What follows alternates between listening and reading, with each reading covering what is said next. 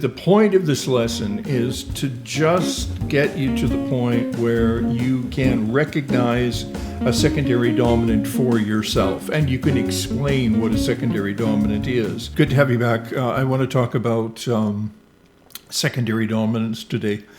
Secondary dominance sounds like a big deal, maybe just for like jazz players or something, but it's not. It's something that every player needs to understand, and because it has to do with the very foundations of music, which is tension and resolution.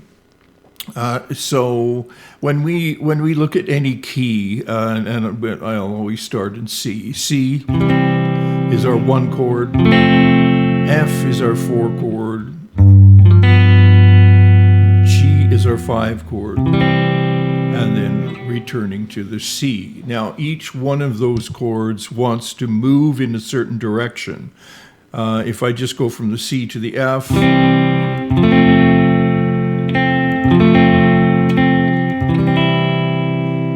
the F is happy to return to C. If I go as far as the G,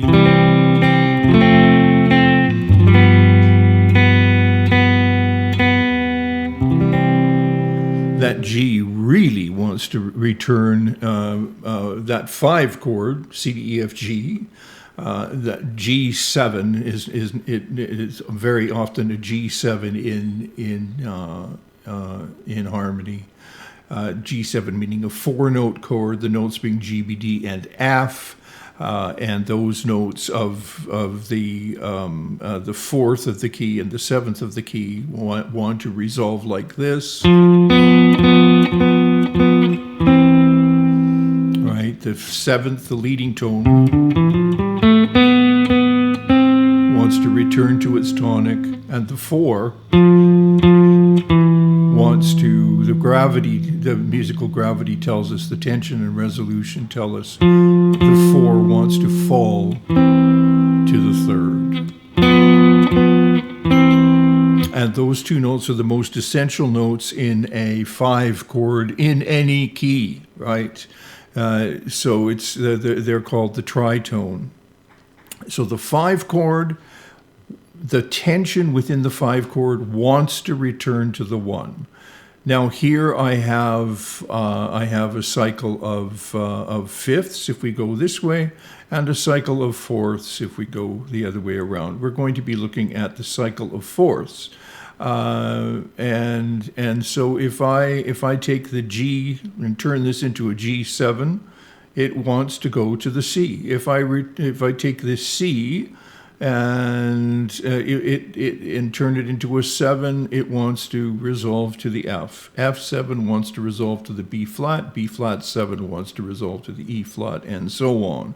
This is only one of the many, many practical ways that you can use the cycle of dominance. Okay, and so what we want to do today is take a look at something called a secondary dominant. Maybe I can help even while we've got with that idea while we're here. The G7 in the key of C is the primary dominant. If I had a D7 in the key of C, that D7 would want to go to the G7 because it's the dominant of G, and the G7 wants to return to the C. So this D7 would not be a primary dominant, it would be a secondary dominant. It's not the 5 chord, right? It's an altered 2 chord, if you will. So D7 going to G7, G7 going to C. Here's an old classic Hank Williams tune called Your Cheatin' Heart, and I've chosen tunes in the key of C.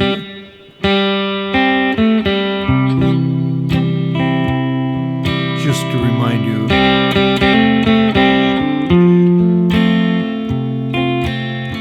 four, 5. Where does 5 go?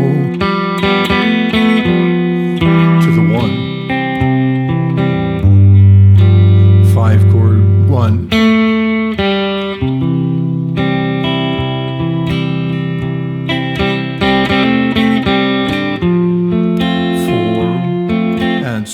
right? Okay, so this is a 1-4-5, which is what we've done so far, but there's some interesting stuff here. So we start with a pickup. That's the 5 chord, C, D, E, F, G, right? We're in the key of C. It's the 5 chord going to the 1 chord. And then we change the C to a C7 chord. So what's this chord about? Because this chord, the notes in this chord are C, E, G, and B flat. B flat, there's no B flat in the key of C. So there's a non-diatonic note in the C7 chord. That non-diatonic note of B flat wants to fall to the 3rd of the F chord.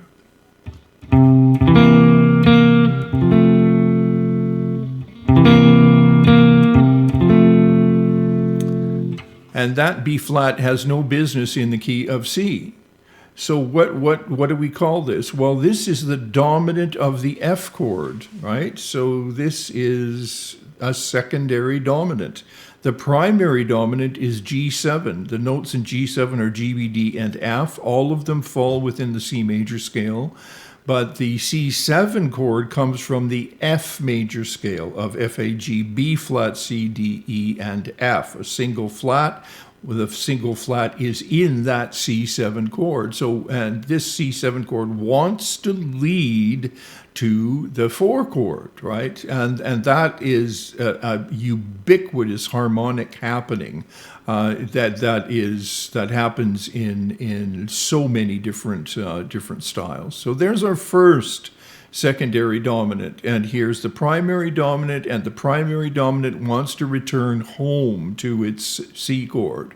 And then we have the primary dominant again with a little turnaround, returning to its 1 chord, and then the C7 tells us we're going to F, and which we do, and then we hang around on an F, and then we go to the primary dominant, G, B, D, and F, which returns to the C by the resolution of the tritone, as I showed you at the beginning, right? And then we move to the 4 chord, which is a really common happening, a 4 chord in the B section. That's what this B is for. And we're playing this C note is a melody note in the F chord. So 4 chord to 1 chord, and now this is cool, and this is what I demonstrated with the cycle of dominance. We have a D7, D, F sharp, A, and C are the notes in this chord, and the F sharp does not come from the C major scale. It comes from the G major scale, because this secondary dominant is borrowed from the key of G. But within the key of C, it's secondary. It is not the primary dominant of G7. Then we return to the 1 chord, and then the C7 leading to the 4 chord, the primary dominant leading back to the 1. Now let's just move to another tune that maybe is a little bit more complex. Okay, so here I don't know if you've heard this, but right.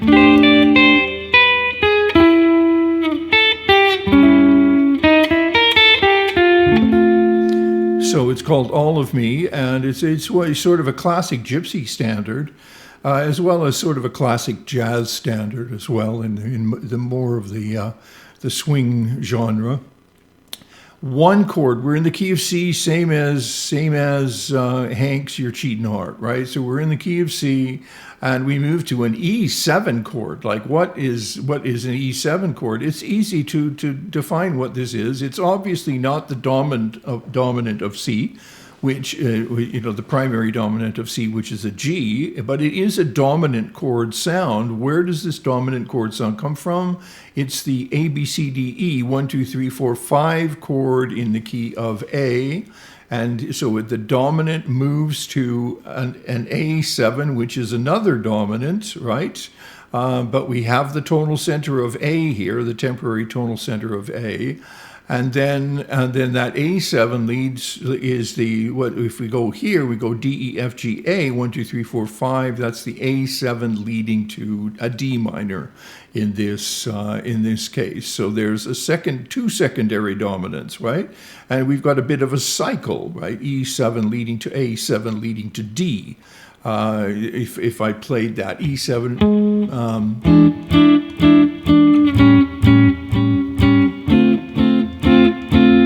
Right, you can hear that cycle.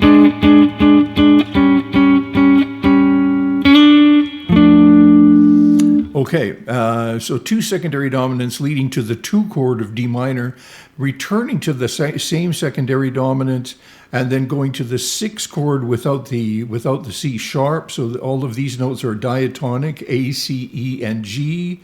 Or that's not a minor 7, it's just A, C, and E, but you could play it as a minor 7.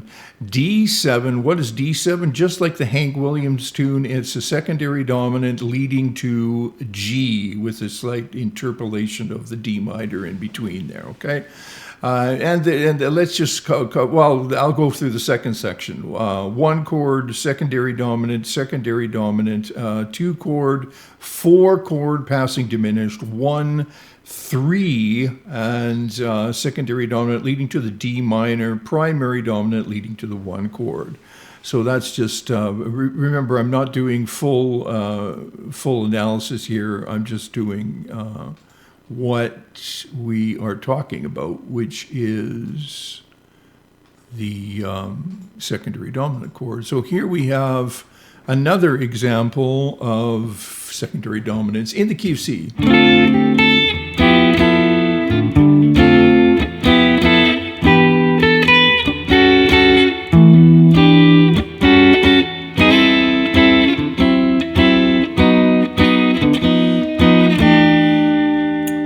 Okay, Satin doll, and here we have the primary dominant and its related 2 chord. So the 2 chord in the key of C is D minor, and then here's the primary dominant. Then we have a 3 chord going to a secondary dominant, just like we had in All of Me. The secondary dominant wants to lead to a D, right? We have a little bit of an interpolation here. This basically does lead to D. And then we have chromatic movement in the chord progression. The dominant, which is this dominant, is unresolved. It doesn't go anywhere. It doesn't go to G flat, right? And then we have the 1 chord, the 2 chord, the 3 chord, and the secondary dominant, a secondary dominant, leading back to the 2 chord, right? And now in the B section we have 2 5 2 5 to the 4 chord. So this we would call a secondary dominant as well, right? Because we really still are in the key of C.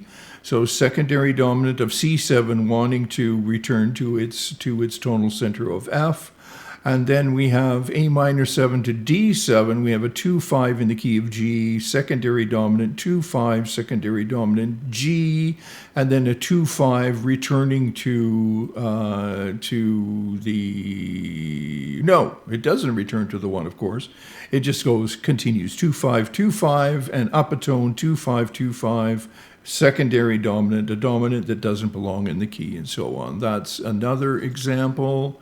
Let's just dig in a little deeper here. We had that one. Okay, yeah, let's do this one. This is Crazy by Willie Nelson, sort of a different style. We're in the key of C. We'll start at the top of the tune. Here we have the 1 chord leading to secondary dominant. Forget the chromatic stuff. It's just a cowboy kind of way to get down to the secondary dominant, which is the A7, which leads to the D minor, and then the primary dominant, and eventually, moves to the C. So we have one secondary dominant, primary dominant, the 4 chord, passing diminished, and the 1 chord. Here's that same secondary dominant again, the D7, which wants to lead to G because it comes from G, and it does lead to G. And the primary dominant wants to lead to C, which it does. And and we have that chromatic movement down to another secondary dominant, which is taken from the key of D minor, or the tonal center of D, and then we have the 4 chord, the 3 chord, the 2 chord, passing diminished, 2 chord, 5 chord, and 1 chord. I think that's enough. The point of this lesson is to just get you to the point where you can recognize a secondary dominant for yourself, and you can explain what a secondary dominant is. It doesn't matter how simple the tune is.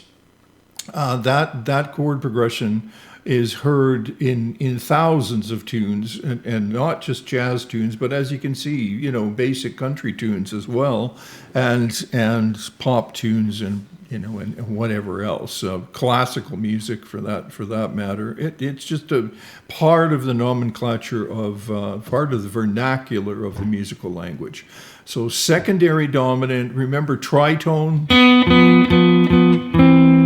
Right? Tritone are the 2 notes that desperately want to resolve in any dominant chord.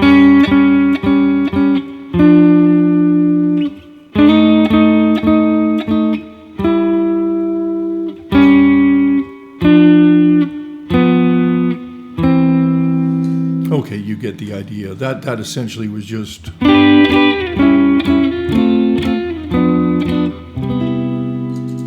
Okay.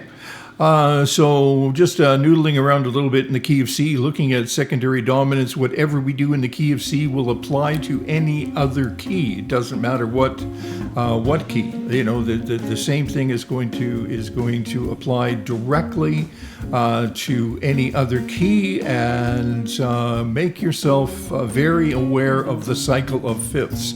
Study it a little bit, and I can assure you that it has some tremendous implications in terms of how our music in the Western world works. Okay, thanks for stopping by. Happy New Year, and hope to see you again real soon.